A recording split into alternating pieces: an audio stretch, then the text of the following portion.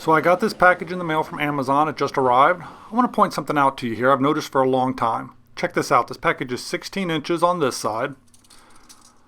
Just about 10 inches on this side. This is what I find very interesting. And again, I've noticed this for a long time, but I finally have a perfect opportunity to point out exactly what I'm talking about. Check this out. That's it. That's the only thing in this package.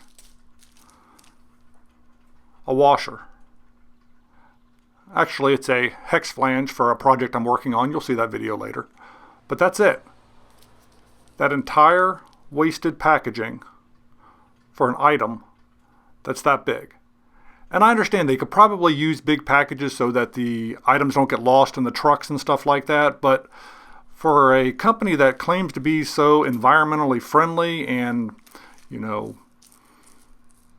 I don't know, maybe progressively sound, it seems a little odd that a package, at its best, that's 7 inches there maybe, that can be squashed down all the way to 2 inches, requires an envelope that's as big as the one that this thing came in.